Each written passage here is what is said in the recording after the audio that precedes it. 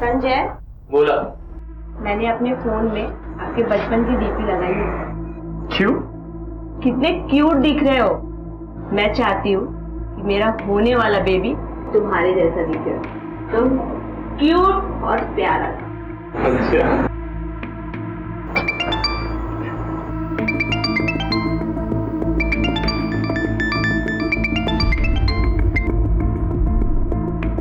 कोई important call है?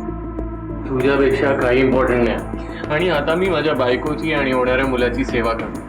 Meetings cancel.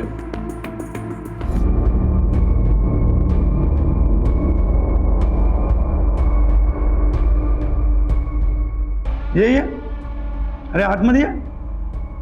अरे हाँ, तेरा बाप मर गया ना, मगर तू फिक्र नहीं करना, मैं है ना. अरे इतने सारों को मैं पाल रहा हूं तो तेरे पर रोटी डाल दूंगा. ये ले ले रोटी ले.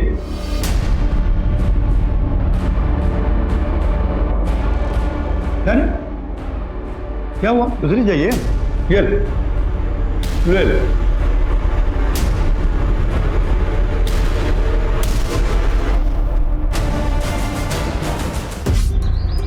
मनीषा ताई, शंकर भाऊ, मैं आपको टेम्पो नहीं दे सकता, मुझे माफ करा. असं नका ना बोलो अप्पा. अगर आप हमें टेम्पो नहीं देंगे तो हमारी सब्जियां, हमारे फल हम मंडी तक कैसे लेके जाएंगे? सब यही सड़ जाएंगी. भारी नुकसान हो जाएगा अप्पा, बर्बाद हो जाएंगे अप्पा हम. जानता हूँ शंकर भाई, क्या कर सकता हूँ. मेरे दोनों ड्राइवर कोरोना से 14 दिन के क्वारंटाइन में भर्ती है. अब कौन चलाएगा टेम्पो? चल मनीषा, अपना नसीबत खराब है. नसीब और किस्मत इंसान खुद बनाता है शंकर.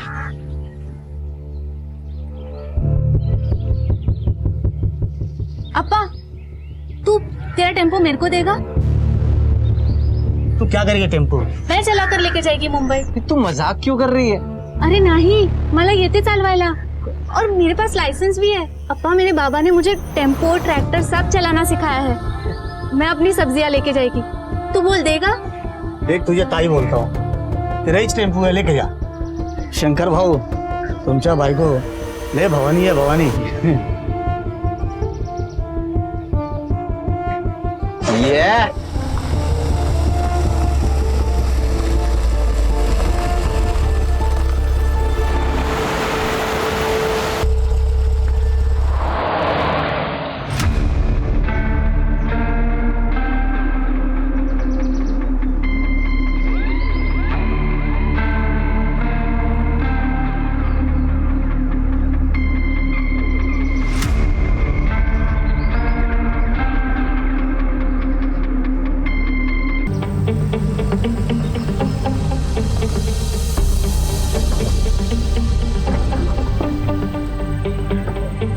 अब इसे क्या हो गया?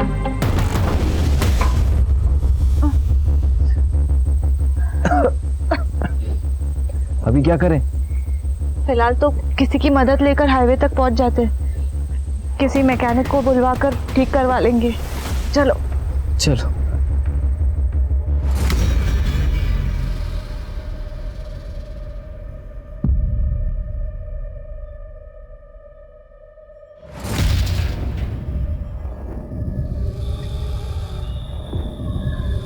हाँ, 2 सेकेंड.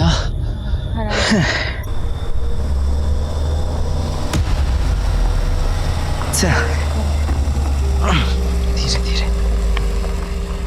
गाड़ी आई, गाड़ी खड़ी, गाड़ी खड़ी. ए भाऊ भाऊ भाऊ भाऊ भाऊ, वो हमारा टेम्पो खराब हो गया है, आगे हाईवे तक छोड़ देंगे. बैठ जाओ. चल चल चल.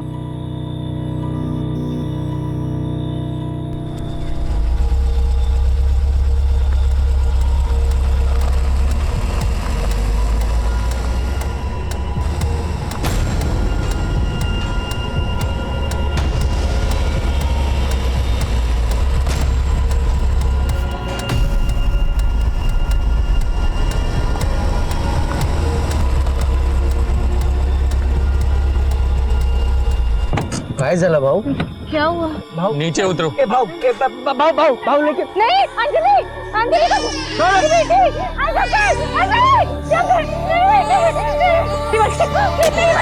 पैसे ले लो, लेकिन हमारी बच्ची को छोड़ दो।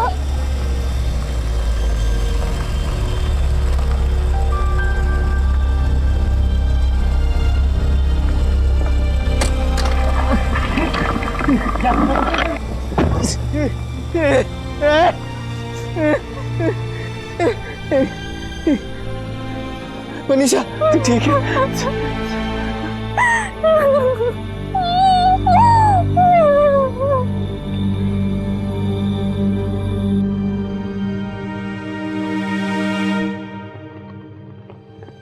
अंजली, हे अंजली, आहो आहो, बघा ना, अंजलीला बहुतेक ताप आलाय। काय बोलते? देखो ना, इसका अंग गरम लग रहा है, एक बार देखो ना। इसका अंग तो बहुत गर्म है ना? चल डॉक्टर के पास जाना चलो चलो। अरे रुको, साहब हमें अंदर जाने दीजिए, हमारे बच्चे की हालत बहुत खराब है, डॉक्टर से मिलने दीजिए। आप लोग वेट कीजिए, साहब मैं यहीं रुकता हूँ साहब, प्लीज आप वेट कीजिए प्लीज। साहब प्लीज। डॉक्टर साहब, मेरी बच्ची की हालत बहुत खराब है, एक बार देख लीजिए। ठीक है, आप बच्ची को यहाँ लेटाइए, मैं देखता हूँ बेंच पे। जी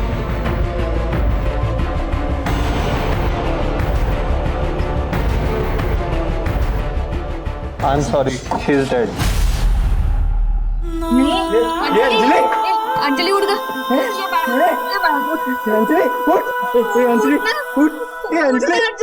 उठ रे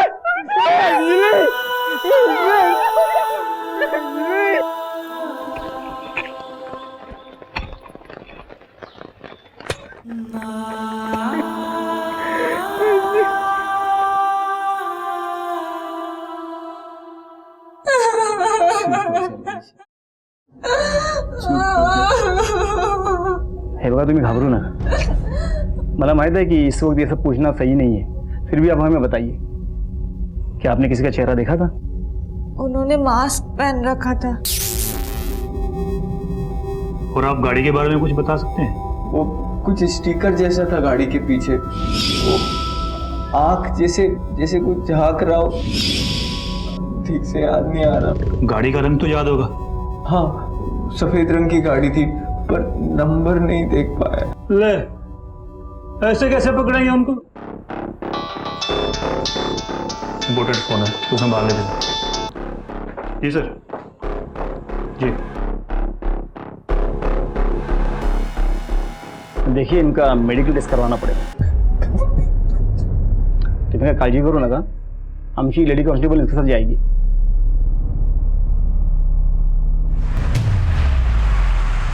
संजय, बोला।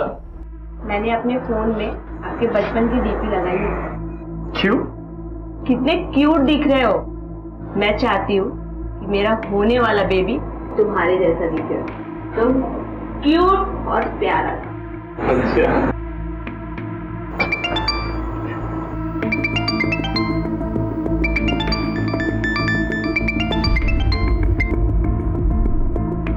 कोई इम्पॉर्टंट कॉल है?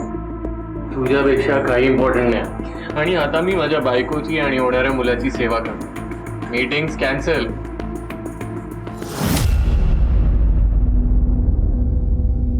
हो, आय नो काम महत्वाचं आहे, पण आता लॉकडाऊन आहे की नाही, तर तसंही लॉकडाऊन मध्ये बाहेर पडता येणार नाहीये। नाही, मित्राकडे तर नाहीच नाही। बरं, एक मला फोन येतोय, मला फोन ठेवायला लागेल। And no means no, you are not going. Hello जी, जी हम पहुंचते हैं। बरं, चलो, नासिक मुंबई हाईवे पे एक लाश मिली है।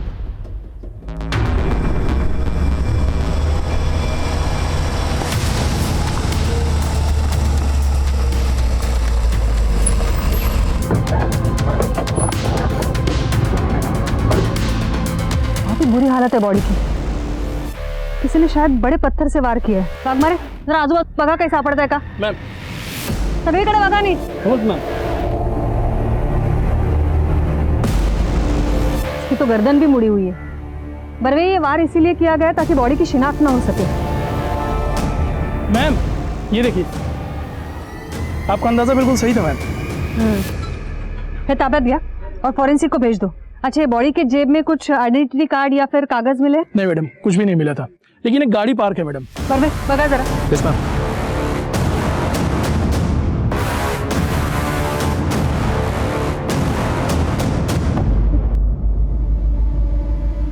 वाघमारे, ये यहाँ से कोई अपना आदमी गुजरा था? नहीं मैम, कोई नहीं गया था। ये बारिश की वजह से यहाँ की मिट्टी गीली हो गई है और ये गीली मिट्टी पर सारे निशान पड़ चुके हैं। मैम ये फोन मिला। फोन तो लॉक्ड है, लेकिन नोटिफिकेशन से पता चल रहा है 23 मिस कॉल। उठा। कौन बोल रहा है? मैं गौतम पवार, पॉलिटिशियन संजय मंगर का पीए हूँ। पेशा साहब से मेरी बात हुई थी संजय साहब के फोन से, और इन्हीं के कहने पर मैं यहाँ आया हूँ। और ये बाहर जो भीड़ लगी है वो? ये मैडम सब संजय साहब के सपोर्टर्स हैं। ये लॉकडाउन में भीड़ जमा करने की जरूरत क्या थी? मैडम इन लोगों को मुझे बुलाने की जरूरत नहीं पड़ी। जितने भी लोग बाहर खड़े हैं ना, ये सब संजय साहब को देवता की तरह पूछते हैं। वाघमारे, बाहेर जरा सांगा सगळ्यांना, लॉकडाऊन आहे, सोशल डिस्टन्सिंग पाळणं फर्ज आहे आम्हाला, आणि थोडं शांतपणे सांगा, प्रकरण नाजूक आहे। Yes sir. शिर्के, त्या वस्तू दाखवा त्यांना। ये चीजें पहचानते हैं? जी मैडम, ये तो सब संजय साहब के ही हैं। जा तुम्हें। ये संजय मानकर कब से मिसिंग है? कल शाम से। संजय मानकर की फैमिली के बारे में बताइए कुछ।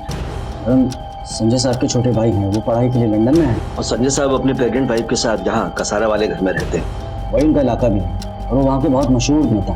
तो फिर उनके दुश्मन भी काफी होंगे। हाँ मैडम, वो जो एक नेता है ना बाला जोशी, वो उनसे बहुत खुन्नस रखता है।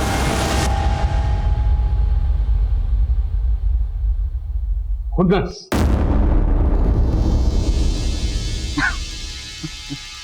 अरे साहेब, मी का खुन्नस ठेवू त्याच्यावर? हाँ, ये सब लोग हैं ना, वही खुन्नस रखते थे इसके ऊपर। क्योंकि ये संजय मानकर जो है, नेता की खाल में भेड़िया था, क्रिमिनल था। आपने तो देखा ही होगा। जब से ये संजय मानकर चुन के आया है, आपके करप्शन रेट में, क्राइम रेट में कितनी बढ़ोतरी हुई है। इसलिए जब भी ये मुझे खबर पता चली, मुझे हैरानी नहीं हुई। वो क्यों? वो क्यों? पाप का घड़ा इतना भर गया कि फूटना ही था। जिस रात संजय मानकर की मौत हुई, आप कहाँ थे? और कहाँ रहूंगा?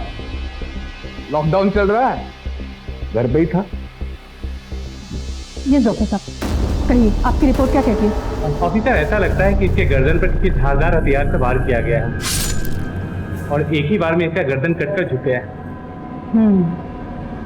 इसका मतलब है मौत वार करने के बाद ही हो गई थी और बाद में सर पत्थर से कुचला गया। जी ऐसा ही हुआ।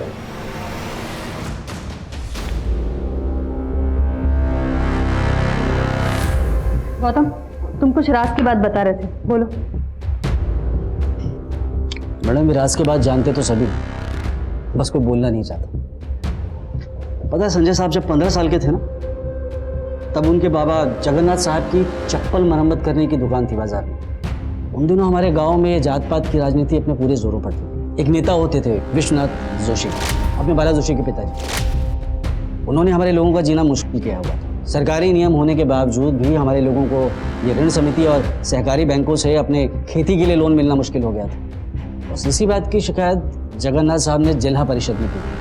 माफ करना भाव, मुझे परवाह नहीं है कोई अंजाम की, न तो शिकायत वापस करने की गुंजाइश। और हाँ, मेहरबानी करके हमारे औकात की बात न करें।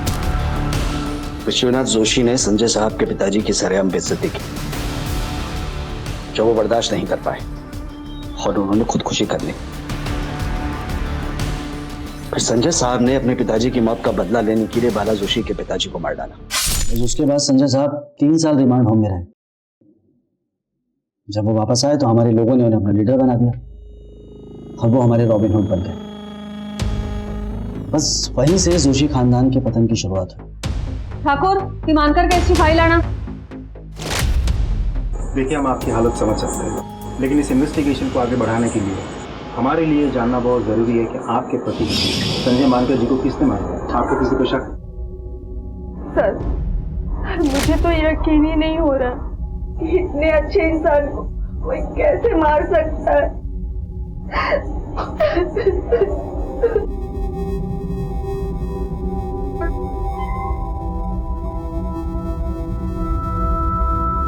Thank you.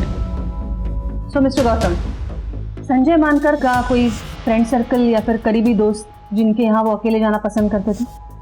उनके दो करीबी दोस्त थे, जिग्नेश आडवाणी और प्रफुल्ल राणा। संजय मानकर के साथ आपकी आखिरी मुलाकात कब हुई थी? और उस शाम आप कहाँ थे जब उनका कत्ल हुआ? मैडम, हम उस रात भाभी के लिए आइसक्रीम लेने गए थे। फिर उसके बाद संजय अपने घर चला गया और मैं अपने घर। आज सुबह हम मिलने ही वाले थे। क्यों? मैडम, हमारा वो एक दोस्त है प्रफुल्ल, उसे अचानक क्वारंटाइन सेंटर जाना पड़ा। वो कोविड-19 सस्पेक्ट था। आपको शक है किसी पर? जी बिल्कुल है, बल्कि शक नहीं यकीन है। बाला जोशी नाम का एक आदमी है, उसके अलावा ये काम कोई और कर ही नहीं सकता। उसके और संजय के बीच में दुश्मनी थी।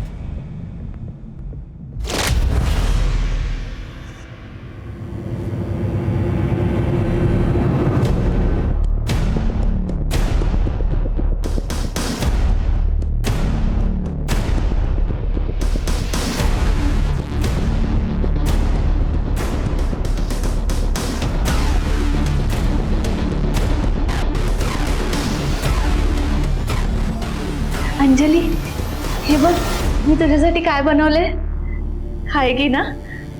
तू काय करतेस मनीषा? खाली तू काय करतेस मनीषा? अरे शंकर, मैंने ये अंजलि के लिए बनाया है। वो अगर आज हमारे साथ होती तो पहली बार कुछ खाती, उसका अन्नप्राशन होता।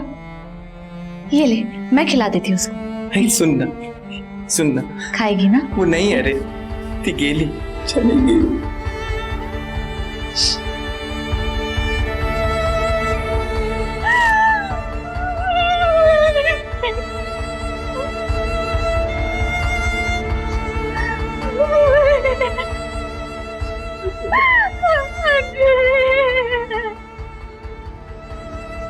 हाँ सर, बिल्कुल हो जाएगा सर।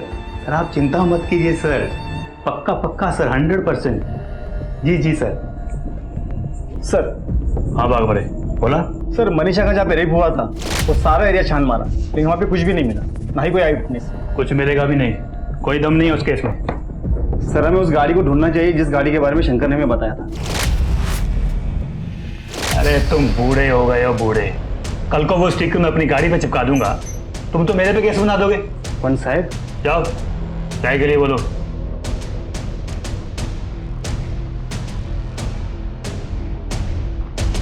मैम, बाला जोशी के पास कत्ल करने का स्ट्रॉन्ग मोटिव है, मुझे ऐसा लगता है। वैसे मैंने पूछताछ की तो पता चला कि लॉकडाउन की वजह से वो घर पे ही था, घर से बाहर वो कहीं निकला ही नहीं।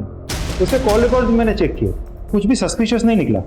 लेकिन हाँ, जिस तरीके से वो बात कर रहा था, मुझे ऐसा लग रहा था कि वो शायद हमसे कुछ छिपा रहा है। और ये संजय, उसके कॉल रिकॉर्ड से मिला है कुछ? मैम, संजय मानकर के कॉल रिकॉर्ड से एक इंटरेस्टिंग बात पता चली है। जिस शाम उसका कत्ल हुआ उससे कुछ ही देर पहले उसने एक पर्टिकुलर नंबर पे 2 बार फोन किया था, लेकिन वो नंबर उसके कॉन्टैक्ट लिस्ट में सेव नहीं था। मैंने खुद ट्राई किया, वो फोन अभी भी स्विच ऑफ आ रहा है। पर वे पता करो ये नंबर कहाँ से खरीदा है। जाहिर है इसी क्राइम के लिए ये नंबर खरीदा गया है। और ये बाला जोशी पे कड़ी नजर रखो, खबरियों को एक्टिवेट करो। Right ma'am.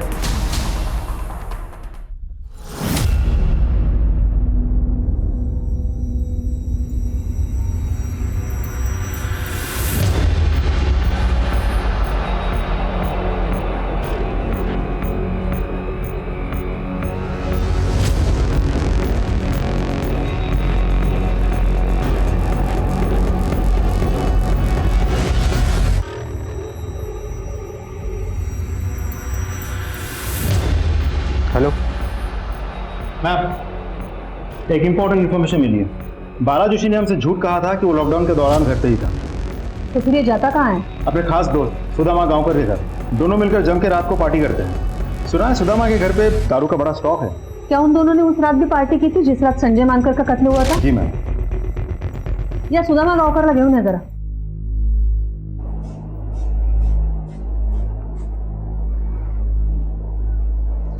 बीपी तो नॉर्मल है, बट आर यू श्योर आप इन्हें घर ले जाना चाहते हो? डोंट वरी डॉक्टर, मैं और मेरी बहन मॉम का अच्छे से ख्याल रखेंगे। God bless you my son. चलो घर जाते। कैसा फील कर रहे हो मॉम? अरे तेरे रहते तो मैं हमेशा अच्छा फील करती हूँ। तू कितना ख्याल रखता है मेरा। और जिंदगी भर रखूंगा। अरे वाह, जिंदगी भर क्यों? मुझे क्या अपनी बहू से सेवा नहीं करवानी है? मैं कुछ नहीं जानती, बस अब तू शादी कर ले, समझा? हाँ माँ कर लूंगा, पर पहले छोटी की शादी होगी फिर मेरी। बाकी बातें घर चल के करते हैं आराम से। चलो तू ना समझेगा नहीं। ये दोस्तों के साथ पार्टी करना गुनाह कब से हो गया? दोस्तों के साथ पार्टी करना गुनाह नहीं है, लेकिन पुलिस से झूठ बोलना गुनाह जरूर है, और यही गुनाह बाला जोशी ने किया है। अब तू हमें बताएगा कि बाला जोशी ने हमसे झूठ क्यों कहा था, और तुम दोनों पार्टी करने के चक्कर में क्या प्लानिंग करते रहते हो? कोई प्लानिंग नहीं कर रहे थे साहब, हम तो सिर्फ दारू पीते हैं। पार्टी ना हम भी करते हैं, लेकिन हम ना पार्टी डंडों से करते हैं। सब तू सोचते रहे, हम अपनी पार्टी शुरू करते हैं। बाला संजय मानकर को मरवाना चाहता था साहब, और उसके लिए वो उस कॉन्ट्रैक्ट किलर प्रकाश मानसेकर को सुपारी भी दी थी साहब। वो संजय मानकर बहुत खतरनाक और शातिर है, उसे भनक भी लग गई या वो बच गया तो हमें वो सीधा नर्क भेज देगा, इसलिए काम बहुत सावधानी से करना। उस सब में वो मेरा मोबाइल यूज करता था साहब, और ताकि उसके ऊपर कोई शक ना हो सके, इसलिए। चल, नहीं मिला।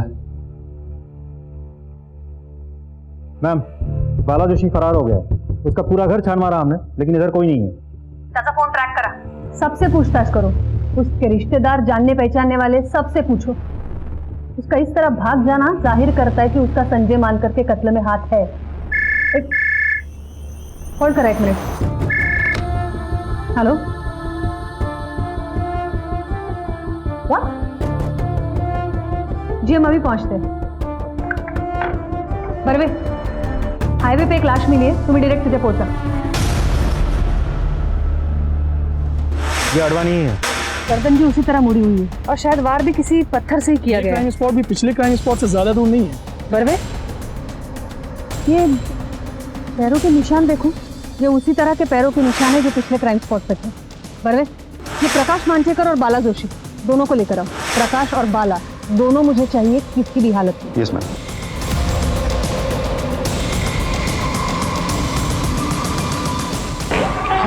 मैम, मैंने हर जगह पूछताछ कर लिया। प्रकाश मानसेकर उसी दिन से गायब है जिस दिन संजय मानकर का कत्ल हुआ था, और उसका फोन भी स्विच ऑफ आ रहा है, और बाला जोशी का भी कुछ पता नहीं चल पा रहा है। इन दोनों को आसमान खा गया, धरती निकल गई।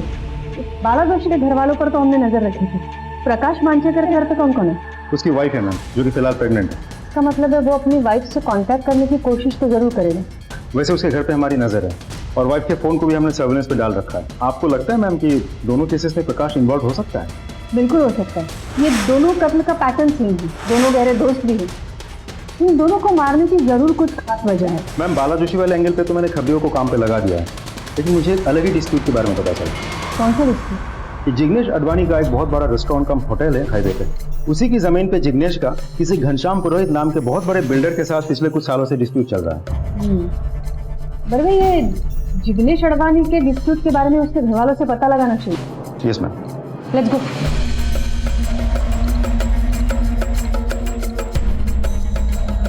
क्या आप हमें जिग्नेश और पुरोहित के डिस्प्यूट के बारे में बता सकती हैं? क्या बताऊं मैडम? बाहर आ जल्दी। कहाँ कर बेटा? कहाँ छुप के बैठा है? जल्दी बोल। वो घर पे नहीं है, क्या काम है? उसे बोल दे, उस ढाबे की जमीन अगर उसने मेरे हवाले नहीं की तो तू और तेरा परिवार साथ में ऊपर जाएगा। वो मेरे पति की आखिरी निशानी है। हम मर भी जाएंगे लेकिन वो जमीन नहीं देंगे। ये बात।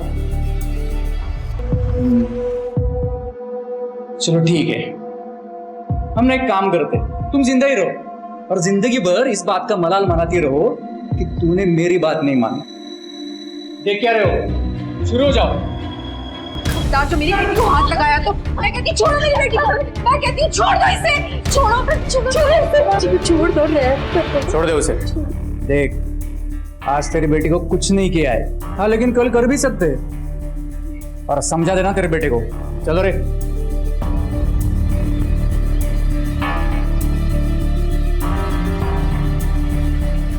वहाँ वो पुरोहित, क्या हुआ वहाँ? ये उस पुरोहित ने किया?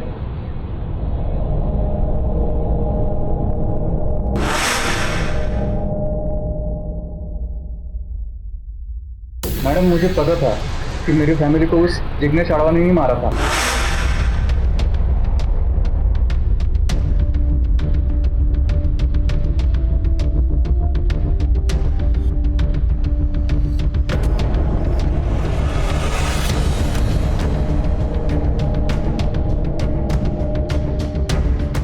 लेकिन ये बात मैं दुर्भाग्य से कोर्ट में साबित नहीं कर पाया। तो तू कैसे बच गया? वो मैडम मुझे दूध से एलर्जी है ना, तो मैंने दूध नहीं पिया और मैं बच गया।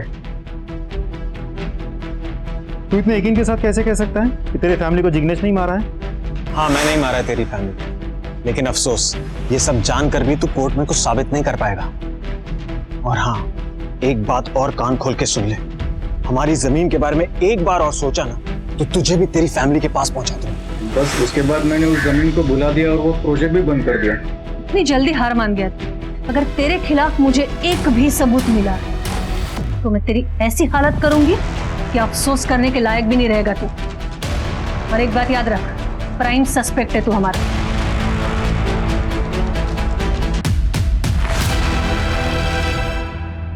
घनश्याम पुरोहित के बारे में कुछ पता चला? यस मैम, मैंने घनश्याम पुरोहित का बैकग्राउंड अच्छे से चेक किया। टिपिकल बिजनेसमैन है वो, धंधा छोड़ के उसको और कुछ समझ में नहीं आता। उसके कॉल रिकॉर्ड भी मैंने चेक किया, लेकिन पिछले 3-4 सालों से वो जिग्नेश से टच में ही नहीं है, और वैसे भी इन्वेस्टिगेशन में भी उसके खिलाफ कुछ सामने नहीं आया। अरे जिग्नेश को किसने मारा होगा? चलो मान लेते हैं कि प्रकाश ने संजय मानकर को मारा। कि इस थ्रेट को सपोर्ट करने के लिए एक फैक्ट है कि जिस दिन कत्ल हुआ उस दिन प्रकाश का फोन लोकेशन क्राइम स्पॉट के नजदीक था, लेकिन फिर वो गायब है, उसका फोन भी ऑफ है, और जिसने उसकी सुपारी दी थी वो भी गायब है, बाला जोशी, और उसके पास तो मोटिव भी था। तो जिग्नेश से उसकी क्या दुश्मनी हो सकती है? और कॉन्ट्रैक्ट तो सिर्फ संजय मानकर को मारने का दिया था, तो ये जिग्नेश को किसने मारा? और मारने का तरीका भी बिल्कुल सेम है, वही पैरों के निशान, सब कुछ उन्हीं 2 लोगों के निशान। राइट। पर वे चलो मान लेते हैं कि एक प्रकाश है, तो फिर दूसरा कौन है? नहीं, ये घनश्याम पुरोहित को क्लीन चिट नहीं दे सकते हम, उसने भी अपने पूरी फैमिली को खोया है। इतनी आसानी नहीं तो चुप नहीं बैठेगा वो। कॉन्ट्रैक्ट तो सिर्फ संजय मानकर को मारने का दिया था, तो ये जिग्नेश को किसने मारा? और मारने का तरीका भी बिल्कुल सेम है, वही पैरों के निशान, सब कुछ उन्हीं 2 लोगों के निशान। राइट। पर वे चलो मान लेते हैं कि एक प्रकाश है, तो फिर दूसरा कौन है? नहीं, ये घनश्याम पुरोहित को क्लीन चिट नहीं दे सकते हम, उसने भी अपने पूरी फैमिली को खोया है। इतनी आसानी नहीं तो चुप नहीं बैठेगा वो। और तुमने भी तो कहा था कि वो पक्का बिजनेसमैन है, तो हो सकता है उसने पूरे सोच समझ के साथ इन हत्याओं को अंजाम दिया हो, या फिर ये भी हो सकता है कि किसी के थ्रू ये सब करवाया हो। संजय को मारने के बाद प्रकाश को ही जिग्नेश की सुपारी दी है। और हाँ, ये जिग्नेश से रिलेटेड जितने भी लोग हैं, उसकी माँ, स्टाफ, एवरी पॉसिबल पर्सन, सबकी जानकारी निकालो, एक को भी नहीं छोड़ना। मेरे ख्याल से इन दोनों केस से रिलेटेड कोई ना कोई ऐसा हीरा है जो हमारे हाथ जरूर आएगा, जो अब तक हमारे नजर से बाहर है। राइट मैम, इस केस की एक बहुत ही इंपॉर्टेंट लीड हाथ लगी है। बाला जोशी की बहन घनश्याम पुरोहित की सेकंड वाइफ है। एक और खास बात पता चली है मैम, गौतम पवार पिछले कुछ महीनों से इस बाला जोशी के कांटेक्ट में था, यहाँ तक के मर्डर्स के बाद भी। और कमाल की बात तो यह है कि उसने कॉल करने के लिए अपने नहीं बल्कि अपने बीवी के फोन का इस्तेमाल किया था, ताकि हम उसे ट्रैक न कर सकें। इंटरेस्टिंग। बड़े गौतम पवार को उठा।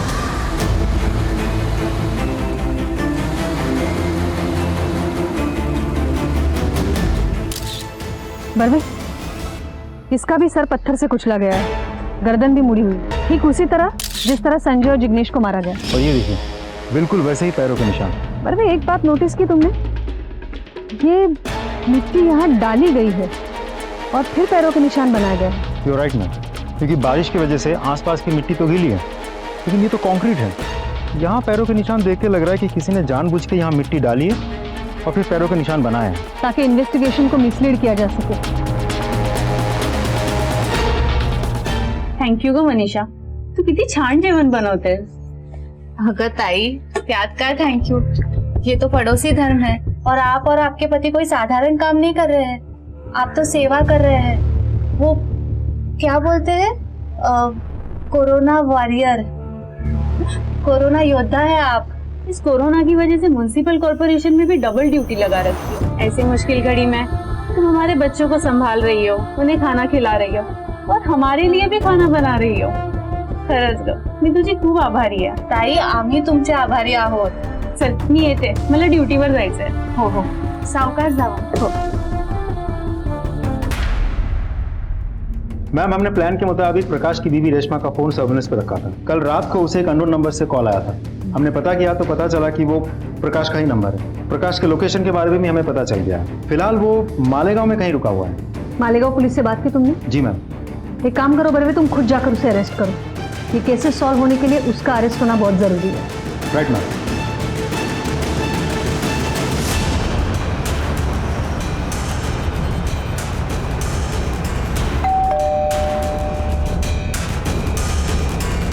क्या मांगता है? प्रकाश मंचेकर कहां तक भागेगा? हाँ?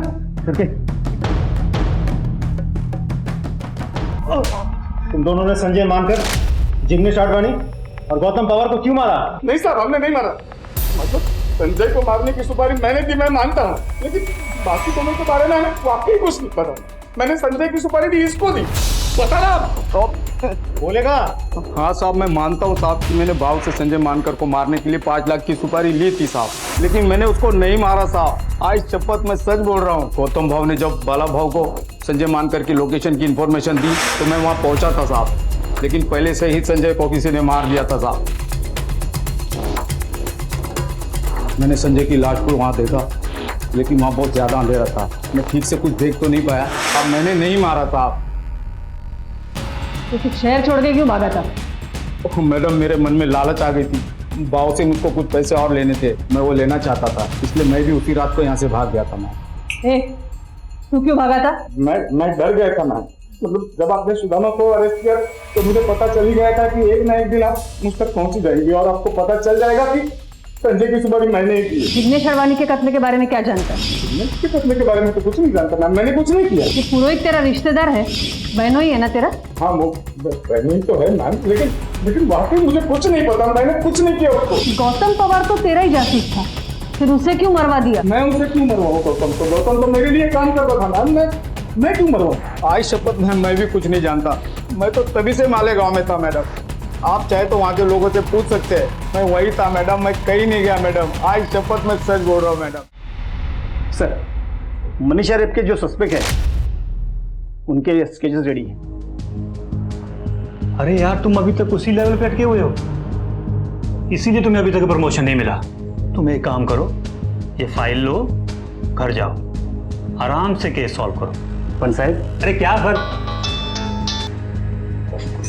हाँ सर. जय हिंद सर.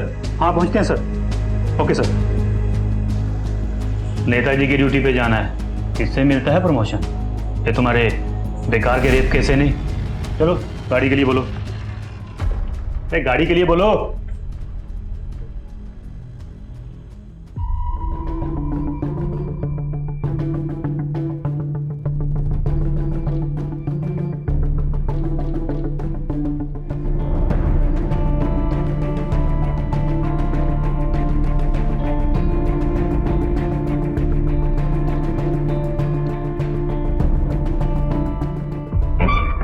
मैम, गौतम पवार के कॉल रिकॉर्ड्स आ गए. उस दिन उसने भी एक नंबर पे 2 बार बात की थी, जिसके बाद उसका भी कत्ल हो गया. और खास बात तो ये है कि मरने से आधे घंटे पहले ही उसने बात की थी. मैम, ये वही नंबर है जो हमें संजय मानकर के कत्ल के समय मिला था, जिसका आज तक हमारे पास कोई इन्फॉर्मेशन नहीं है, कोई डिटेल नहीं है. मैंने भी वो नंबर ट्राई की थी मैम, स्विच ऑफ आ रहा है. ये नंबर हमारे लिए बहुत बड़ी लीड हो सकती है बरवे. और किसी नंबर पे कांटेक्ट हुआ इस नंबर से? उस नंबर के अलावा उसने संजय के दोस्त प्रफुल्ल राणे से भी बात की. बरवे, ये संजय, जिग्नेश और प्रफुल्ल तीनों गहरे दोस्त थे और गौतम उनका राजदार. ये भी हो सकता है कि ये 3 कत्ल के बाद अभी कातिल चौथे कत्ल की फिराक में है. हो तो सकता है मैम, लेकिन कारण समझ में नहीं आ रहा है. कोई क्यों करेगा? कारण कुछ तो बड़ा है बरवे. नमस्कार मैडम, PSI वाघमारे बोलते हैं, Indira Nagar police station. Madam, हमारे यहाँ कुछ दिनों पहले केस आया था. एक औरत के साथ कुछ लोगों ने हाईवे पर बलात्कार किया. इस हादसे में उसकी 6 महीने की बच्ची भी मारी गई. इनिशियल इन्वेस्टिगेशन में ना कोई एविडेंस मिला और ना ही कोई एविडेंस, लेकिन उन लोगों के स्केचेस हमने बनवाए हैं. पर मैडम, उनके चेहरे पर मास्क लगे हुए. और मैं पर्सनली हर पुलिस स्टेशन में फ़ोन करके इन्फॉर्मेशन दे रहा हूँ.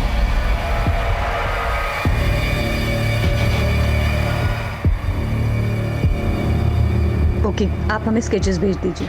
Thank you madam, thank you very much.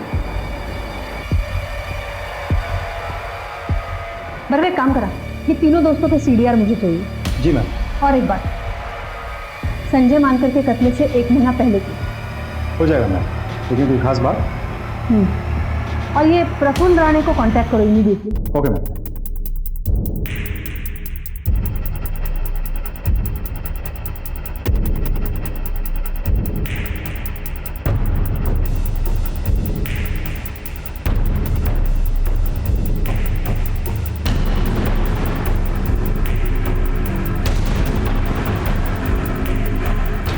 क्या प्रफुल्ल राणे क्वारंटाइन सेंटर से गायब है?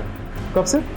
सर आज शाम को ही मैंने दवा दी थी, उसके बाद मैं कब कहाँ गायब वो कुछ पता ही नहीं। मुझे आज पूरे दिन की सीसीटीवी फुटेज चाहिए, अभी इसी वक्त।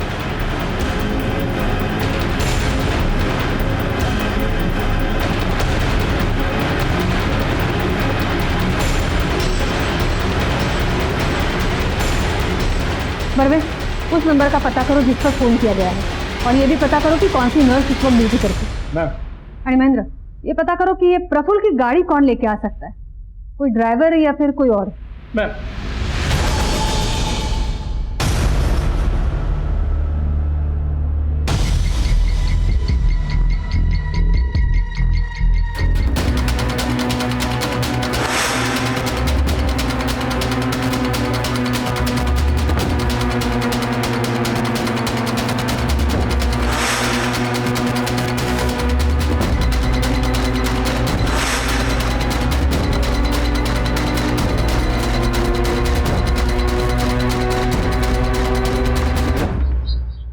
मी तर कालपासून ड्युटीवर गेलेली नाही आहे।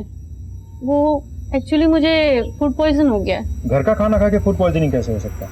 और वैसे भी लॉकडाउन की वजह से सारे होटल्स बंद हैं। आपने खाना कहाँ से मंगवा लिया था? बाहेरून मागवलं नव्हतं, वो मेरी पड़ोसन है ना मनीषा चौहान, उसने मुझे खाना दिया था और मैंने वही खाया था। उसने आपको खाना क्यों दिया था? सब वो मेरे बच्चों की आजकल बहुत देखभाल करती है और ती त्यांना जेवायला पण घालते, लेकिन मैं मेरा और मेरे पति का खाना घर पे आके बना देती हूँ। वो तो परसों मुझे देर हो गई थी, इसलिए मनीषा ने मुझे खाना दिया था।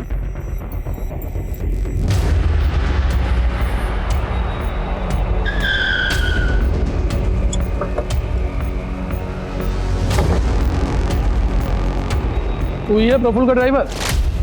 प्रफुल्ल कहाँ है? मालूम नहीं सर। क्वेश्चन ही मार। सर बताता हूँ सर। बोल। सर वो मैम। समझ। प्रफुल्ल का फोन ट्रैक हुआ? यस मैम, उसकी लोकेशन इस वक्त देवलाली के पास में। कल रात में उसने अपने ड्राइवर को फोन भी किया था, जो रात के अंधेरे में क्वारंटीन सेंटर के बाद प्रफुल्ल की गाड़ी को छोड़ करके चला आया था। उसके ड्राइवर से एक बात और पता चली मैडम, उसने बताया कि प्रफुल्ल का देवलाली में एक फार्म हाउस भी है।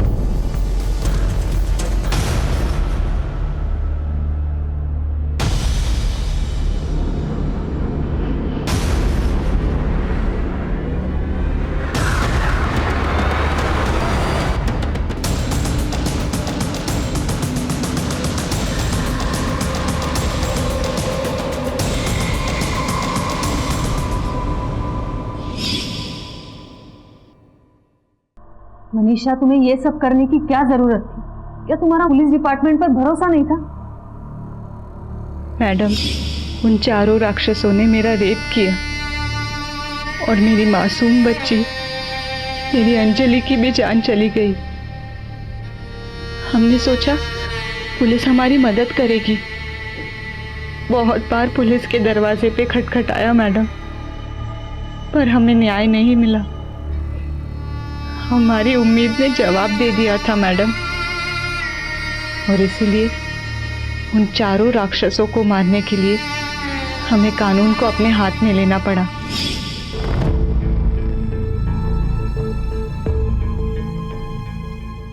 तुमने उन्हें पहचाना कैसे? जिस दिन उन राक्षसों में से एक राक्षस हमारी बस्ती में राशन बांटने आया, उस दिन मैं उसे पहचान गई।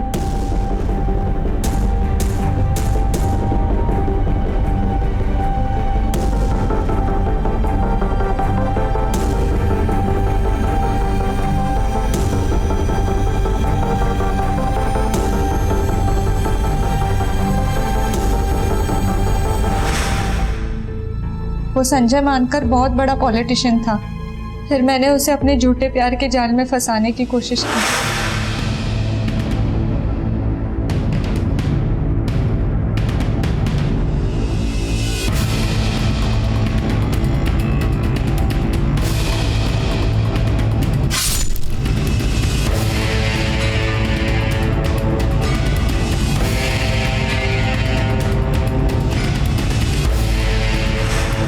हमने पता करने की कोशिश की कि उस रात संजय के साथ और कौन कौन था। फिर हमने एक के बाद एक जिग्नेश और गौतम को मौत के घाट उतार दिया।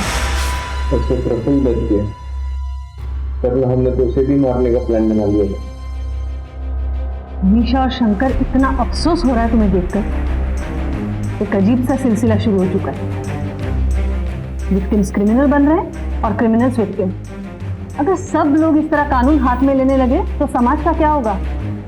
अरे जानवरों से भी बदतर हो जाएगी जिंदगी हमारी। मैडम माफ कर दीजिए। मैडम वो बहुत बड़े लोग थे, उनके पास पैसा था, पावर था। हमें लगा कहीं वो इस चीज का इस्तेमाल करके इस केस को दबा ना दे। मैडम वैसे भी हम गरीबों की कौन सुनता है? कानून सबकी सुनता है मनीषा, और सबके लिए सेम होता है। जरूरत है उस पर विश्वास करने। थोड़ी देर सब्र होती, लेकिन गुनहगार पकड़े जरूर जाते। वो कोई हैबिचुअल क्रिमिनल्स नहीं थे, उन्हें भी अपराध का पछतावा हुआ होगा।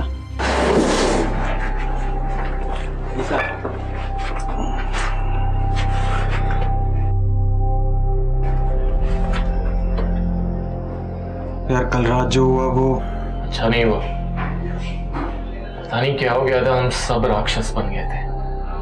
हाँ यार, हम सब राक्षस बन गए हैं। देख, मुझे भी बुरा लग रहा है, लेकिन क्या करें, बुरा सपना समझ के भूल जाते। क्या हम कभी इस गिल्ड से बाहर निकल पाएंगे?